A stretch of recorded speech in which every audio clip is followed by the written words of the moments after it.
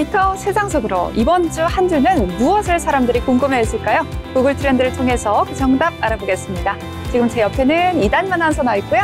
안녕하세요. 네, 안녕하세요. 또 오랜만에 보는 우리 귀염둥이 얼굴이에요. 김은경 아나운서도 나와 있습니다. 안녕하세요. 네, 우리 김은경 아나운서가 살을 쭉 빼고 들어온 것 같아요. 네, 열심히 빼고 있습니다. 네, 다이어트의 계절이네요. 자, 그러면 국내 트렌드 5위부터 알아봅니다.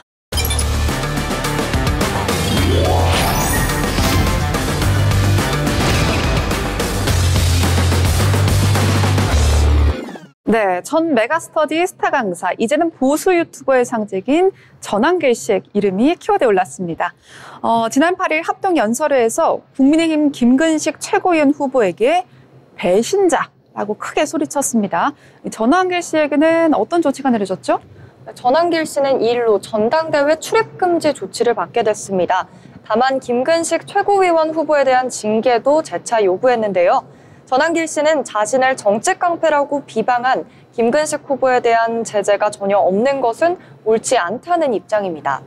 네, 이런 사건이 일어나기 전에도 국민의힘 내부적으로 분열의 조짐이 보였는데 윤석열 전 대통령의 탄핵 찬성과 반대파로 나뉘어져 있다면서요. 네, 일명 찬탄 반탄으로 파가 갈리는 건데요. 찬탄파들은 아직도 윤어게인을 주장하는 이들과 함께하면 국민의힘의 미래는 없다는 입장입니다. 반면 반탄파는 친전한길, 친길이라고 불리는데요. 이들은 찬탄파를 향해 당내 내란 동조 세력이라며 비난하고 있습니다.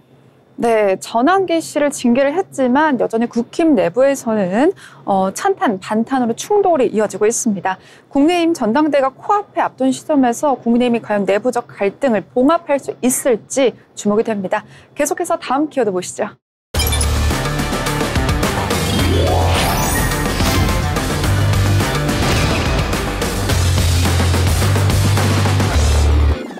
네, 우악꽃 65억 원입니다. 발음하기도 힘든 이 이름, 우악꽃, 이거 뭔가요? 우악꽃 씨는 1세대 인터넷 방송인이자 개인 유튜버, 버추얼 아이돌 그룹인 이세계 아이돌의 총괄 프로듀서입니다.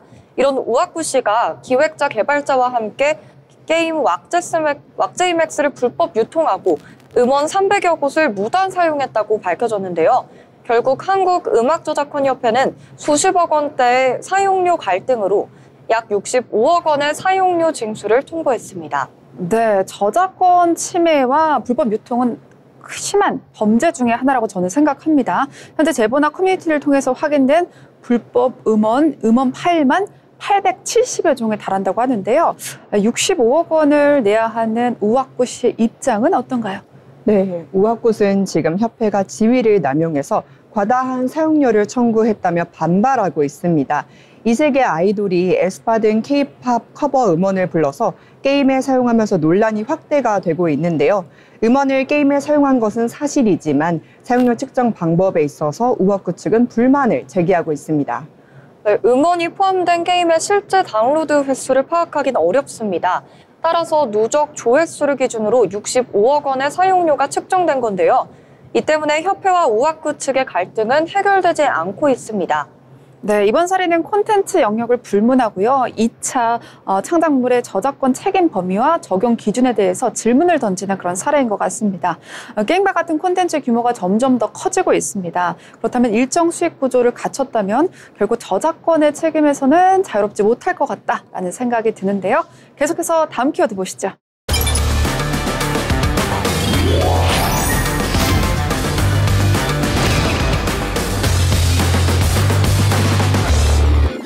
네, 윤미향입니다. 광복절 특사, 광복절 사면으로 정말 정치권이 떠들썩합니다.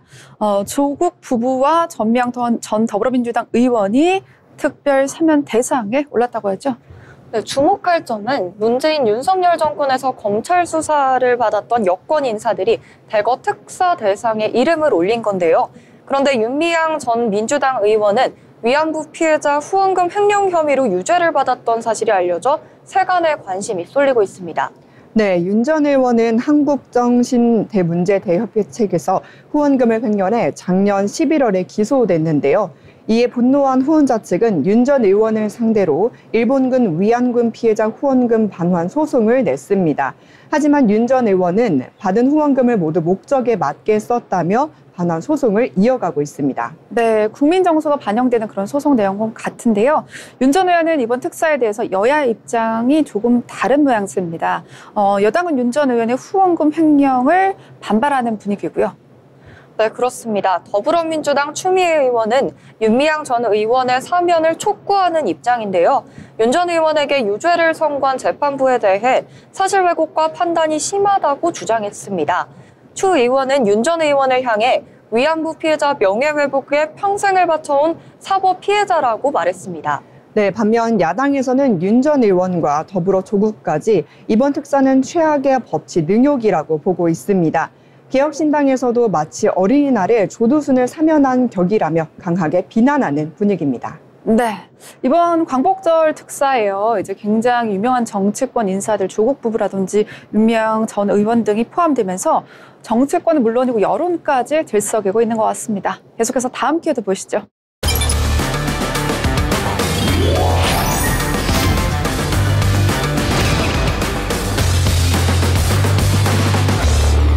네, 이춘석입니다. 이번 한 주 국내 키워드는요, 정치 키워드가 정말 많습니다. 네. 지난 11일 경찰이 이춘석 의원을 출국 금지 조치시키고요. 압수수색까지 벌였습니다. 이유는요, 이춘석 의원이 국회 본회의장에서 다른 사람 명의로, 즉 차명 계좌로 주식을 거래하는 사진이 포착된 사건이 시작인데, 저도 사실 이 기사를 봤는데 좀 진짜 황당하더라고요. 네, 앞서 이춘석 의원은 청문회 때 주식 계좌가 없다고 재산 신고를 했는데요. 하지만 보좌관 차 씨의 명의로 주식 거래 내역이 확보된 겁니다. 이에 경찰은 이 의원이 본회의장에서 보던 미래에셋증권을 포함해 다수의 금융기관과 차 씨에 대한 영장도 함께 발부했습니다. 네, 이춘석 의원은 과거 국정기획위원회에서 AI 정책을 담당한 적이 있는데요. 그런데 이 의원이 본회의장에서 AI 관련주인 네이버와 LG CNS 주식 거래 모습이 포착되었습니다. 이 때문에 정보주를 이용한 것이 아니냐는 논란이 불거졌는데요. 네, 이춘석 의원의 소환 일정에도 정치권의 이목이 쏠리고 있는 상황입니다. 3위 키워드인 광복절 특사와 이춘석 의원, 지금 현재 여당에는 악재가 겹치고 있는 상황인 것 같은데요. 지난주에 소개해드린 대주주 양도세를 기존 50억에서 10억으로 낮춘 사건도 국민들의 반발을 샀는데, 여당의 국회의원이 차명 계좌를 이용하고 있다는 것은 상당한 악재죠. 네, 부정적인 시선을 의식한 이춘석 의원은 논란 발생 직후 더불어민주당에서 탈당했습니다. 정청래 민주당 대표는 즉시 이 의원을 제명 처리하면서 확실한 마무리를 했는데요. 네, 이에 따라 민주당 익산갑 지역위원장이 공석이 됐습니다. 이 자리나 대행을 노리고 있는 정치인은 다수인데요. 지역위원장을 맡게 되면 익산갑 국회의원 보궐선거 등 앞으로 정치인으로서의 선택의 길은 넓어지게 됩니다. 네. 이번 주 마지막 키워드 보시죠. 1위 키워드입니다.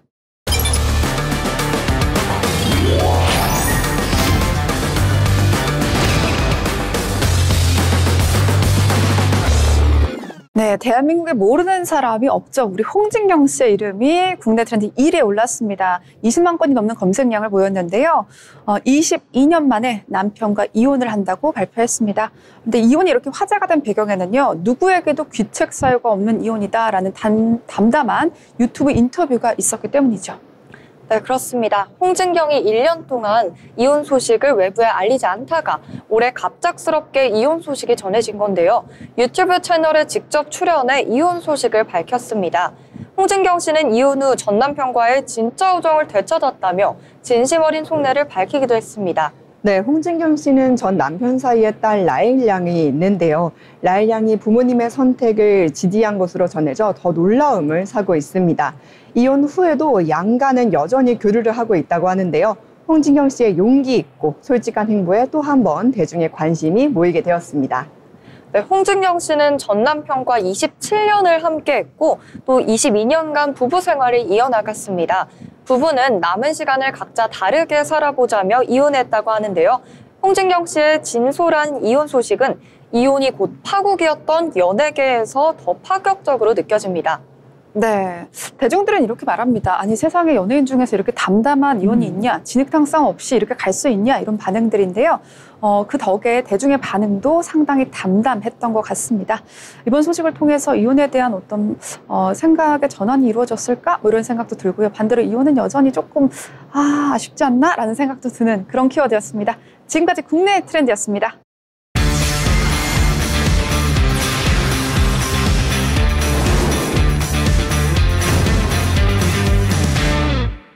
네, 데이터 세상 속으로 지난주 해외에서는 어떤 키워드가 화제였을까요? 5위부터 살펴보시죠.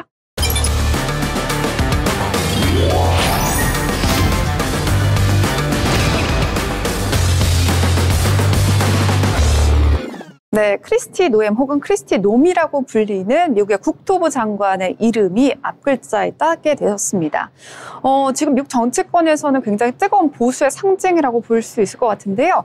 이전에 사우스 다코타 주지사였던 인물이고 또 트럼프 대통령의 러닝메이트이기도 했던 여성 정치인의 이름입니다. 그런데 미국의 대표적인 풍자 애니메이션이죠. 사우스파크에 이 장관의 이름이 올랐다고 하는데요. 이제는 뭐 사우스파크라는 단어가 좀 익숙한 것 같은데 김은경 아나운서 어떤 내용인지 설명해 주시죠. 네, 지난 8월 6일 사우스파크에서 방영된 시즌 27의 에피소드 가더 넛에서 노엄 장관이 현실보다 훨씬 과장된 모습으로 등장을 했습니다. 특히 얼굴 보톡스가 녹아내리는 듯한 외모 묘사와 그녀의 회고록에 등장했던 반려견을 직접 총으로 쏘아 죽였다는 논란의 일화를 풍자적으로 재현했는데요. 이런 강도 높은 풍자 때문에 방송 직후부터 미국 온라인 공간이 뜨겁게 달궈졌습니다. 네, 사우스파크가 애니메이션이지만 워낙 또 강도 높은 풍자로도 미국 내에서 유명합니다. 또 우리 뭐 구글 트렌드 단골 고객 아니겠습니까? 트럼프 대통령이 항상 사우스파크에서 조롱을 당하는 대상이기도 한데 이제는 조금 익숙한 애니메이션이죠. 그렇다면 당사자인 노엄 장관은 어떤 반응을 보였나요? 네, 노엄 장관은 이번 묘사를 사소하고 저급하다, 그리고 무성의하다며 강하게 비판했습니다. 특히 풍자의 중심이 정책이나 행보가 아니라 외모에 맞춰져 있다는 점에서 자유주의자들과 극단주의자들만이 여성의 외모를 희화화한다며 강하게 불쾌감을 드러냈습니다. 네, 그런데 여기서 끝난 게 아니죠. 사우스파크 측이 또 강하게 반발을 했다면서요? 네, 맞습니다. 사우스파크 제작진은 프로그램의 공식 유튜브 계정을 통해서 사진을 아예 녹아내리는 얼굴로 나타내 이제 장관의 반응을 조롱을 했습니다. 네, 여기 흥미로운 점이 하나 더 있는데요. 해당 장면이 화제가 된 직후 노엄 장관이 이끄는 국토안보부 산하 이민단속국, 즉 ICE가 그 장면을 활용해 채용 홍보를 했다는 겁니다. $50,000 사인업 보너스, 학자금 탕감 등의 혜택을 내세웠지만 논란이 커지자 관련 언급을 중단했습니다. 근데 참 신기한 게 국토부 산하 소속인 이민단속국에서 장관의 조롱된 모습을 또 홈페이지에 올린다. 이거 보통이 아닌 것 같은데 이거 그렇죠. 어떤 미국 내 분열을 의미하는 건지 어떻게 생각해요? 저는 좀 쉽지 않은, 말하기 조금 조심스럽긴 하지만 이렇게 풍자하고 이야기하는 것 자체가 좀 위험하지 않을까라는 생각이 살짝 들긴 합니다. 반대로 이다님 아나운서 표현의 자유에 대해서는 어떻게 생각해요? 너무 보장돼야 된다고 생각하지만 정말 미국은 저희와 기준 자체가 다른 것 같아서 저도 이렇게 조사하고 방송하다 보면 참 어렵습니다. 놀랄 때가 상당히 많은 미국입니다. 저는 미국은 우리나라랑 보법이 다르구나 이렇게 느낄 때가 사실 많습니다. 결국에 이제 이번 사건은 미국 정치인의 대응 방식과 대중문화 속 풍자의 수위에 대한 논란을 일으킨 셈인데요. 사우스파크의 과감한 풍자, 그리고 이를 둘러싼 정치인의 반응, 앞으로도 계속해서 구글 트렌드에 오르지 않을까라는 생각이 듭니다. 계속해서 다음 키워드 보시죠.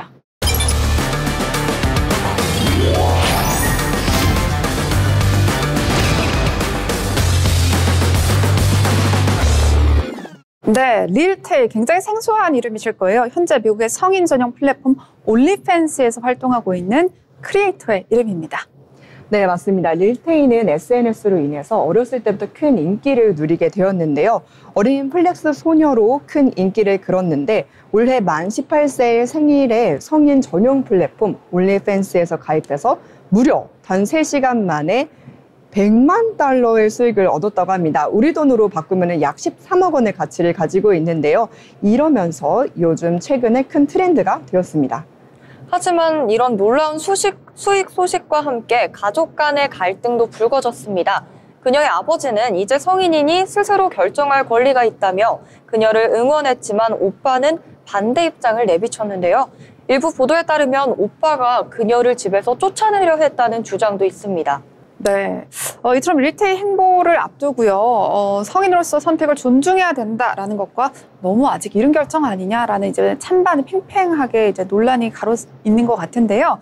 릴테이는 자신의 올리팬스 진출을 무려 9살 때서부터 계획했다라고 이야기를 해서 미국 내에서 큰 파장을 일으켰는데 미국 내에서는 정말 미국은 다시 말하지만 정말 보법이 다른 것 같습니다. 사실 올리팬스가요 엄청난 노출을 감행해야 되는 정말 말 그대로 성인 전용 플랫폼이거든요. 근데 이거를 9살 아이가 생각을 했다는 것 자체가 대단하다라는 생각이 들고 해당 인터뷰 발언은 인터넷상에서 아동에 대한 성적 학대 그리고 아동을 성적 대상화시킨 것 아니냐라는 논란을 일으켰습니다.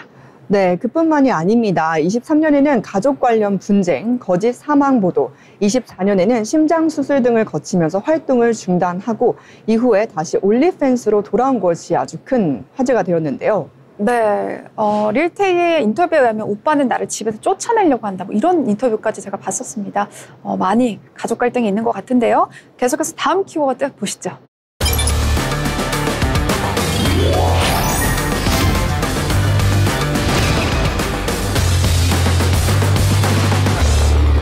네, 챗 GPT-5입니다. 챗 GPT가 업그레이드 돼서 기존의 4에서 5로 바뀌었는데요. 최신 AI 모델이 큰 기대를 모았는데 실제 사용자 반응은 어때요?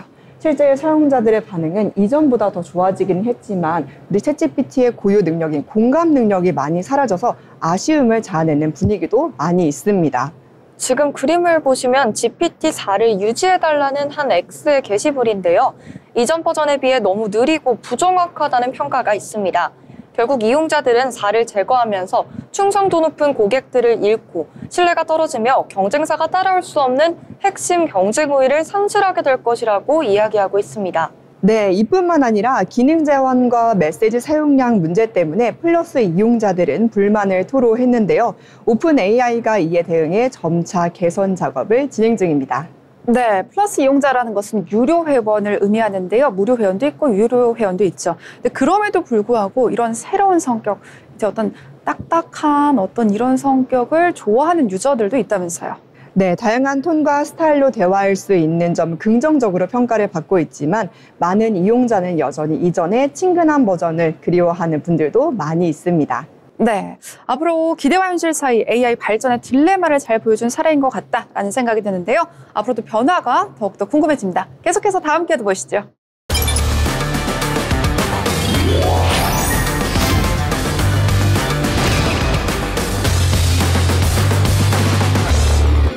네, NFL의 인기 수비수의 이름이 우리 구글 트렌드에 이름을 올렸는데요. 근데 최근에 또 부상을 당해서 팬들이 걱정하고 있다면서요?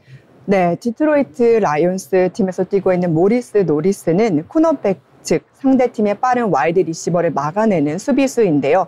애틀랜타 펠컨스와의 경기 중에서 머리를 강타당해 쓰러졌습니다. 즉시 병원으로 이송이 됐고 다행히 안정적인 상태로 확인이 되었습니다.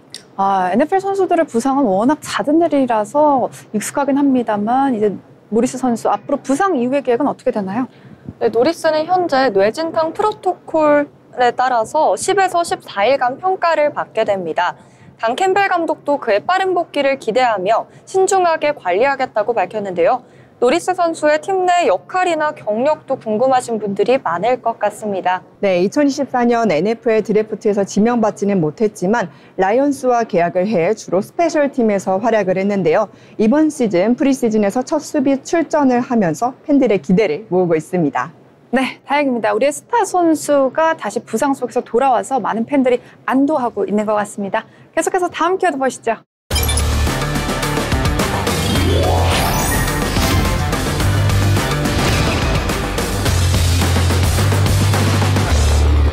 네, 최근 극장가, 미국 극장가를 강타한 영화 웨펀스의 이름이 1위에 올랐습니다. 어떤 이야기 담고 있나요?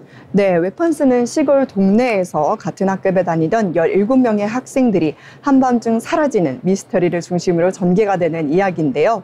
다양한 인물들의 시선을 통해서 이야기가 교차하며 진행이 됩니다.